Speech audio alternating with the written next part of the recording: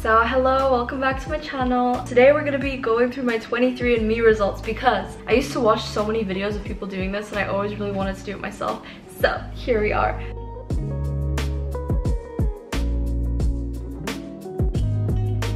Basically, for anyone who doesn't know what 23andMe is, it's like genetics, DNA tests that basically tells you like where you're from and like what genes you have that like make you more likely to have this color hair or this or this. And I know this test is not like 100% accurate, but I don't know, imagine I gave them no information about myself and they basically verified everything that my family has told me. So okay, so we're gonna start with my ancestry composition. The majority of my ancestry composition is Eastern European, which was very expected because if anyone ever asks me where I'm from, I say I'm like half Russian, half Ukrainian, which is exactly what they saw. So like if you click into it, you can see that they saw 3 matches. So likely match in Russia, likely match in Ukraine, and possible match in Poland, which is so specific because I'm half Russian, half Ukrainian, so there's definitely a match there. And Poland, if you go way back in my family, I have Polish roots because my last name is Polish. Okay, so I just realized I'm going through it right now and I just realized that it looks a little bit different to what I saw last time, and it's because they basically updated it last month. So I'm guessing like the more DNA they have, the more like research they can do and like the more they can make it more specific. So I just saw that my results changed a little bit, which is crazy. But the next thing that I have is Southern European, which is 1.8%, and most of that is Greek and Balkan. So it's literally 1%, but this makes sense because basically my mom's granny or someone is Bulgarian, which falls into the Balkan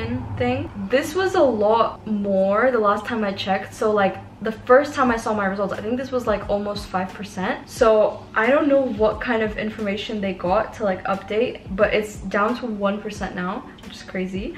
0.5% Sardinian. I don't even know what that is. Oh my god, Italy. Wow. 0.5 though. I feel like anything below 1% I don't count because I'm like 1% is literally like 1/100. And then 0.2 broadly Southern European. 1% Northwestern European. This was not here the first time I looked. And 3.6% broadly European. This was also not here initially. So the next thing, this like kind of surprised me but didn't really because I already kind of knew, but I wasn't like 100% sure. This just verified it. But I'm 8% Northern West Asian, and basically I get most of that from like Anatolian. So I didn't know what Anatolian initially meant. Like when I saw this as a result, I was like, I don't know what Anatolian means. So my mom has told me that her Russian side is Tatar, which is like kind of like a Turkic ethnic group in Russia. Correct me if I'm wrong. There's just like a region in Russia called Tatarstan, and it's like Turkic ethnic people, but they're Russian, if that makes sense. Like it's in Russia. Yeah, most of my mom's side is Tatar. So the 6.3% Anatolian comes from that. And then the next percentages, I don't really count these because they're so little, but I'm 0.6% Central and South Asian and 0.5% East Asian and Indigenous American. And then 1.2% is unassigned because they don't know yet. Okay, so to round up, I'm basically 90% European, 8% Northwest Asian,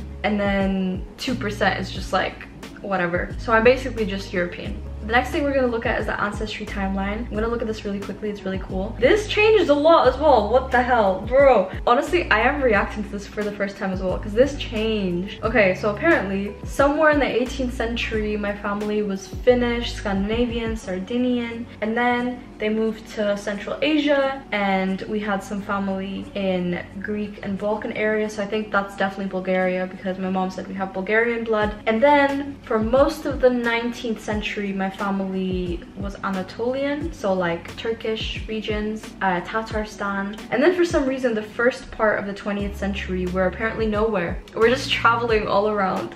And then the 20th century and obviously the 21st century, we're very Eastern European. Also, this is a really random fact, but for anyone that cares about this, I have more Neanderthal DNA than 67% of other customers. Around 2% of Neanderthal DNA which is like, I don't know what to do with that information, but it's pretty cool. And then I also have a maternal haplogroup report because my mom did the test as well, so I get to see like where the women in my family have come from. So like my mom's mom, only the women. But my maternal haplogroup is I2. Apparently my maternal haplogroup started in Eastern Africa, and then it moved into the tip of the Arabian Peninsula, and then Eurasia, and then Southwestern Asia, and now into Europe. And then the next thing we're gonna go to is my health and traits, which is also really interesting because it basically tells you like based on your genes, you're more likely to look like this, you're more likely to prefer this. And I'm gonna go through them really quickly because there's a lot, and I'm just gonna tell you true or false. We have 4 reports. We have health, predisposition, carrier status, wellness, and traits. Health predisposition basically talks about like your chances of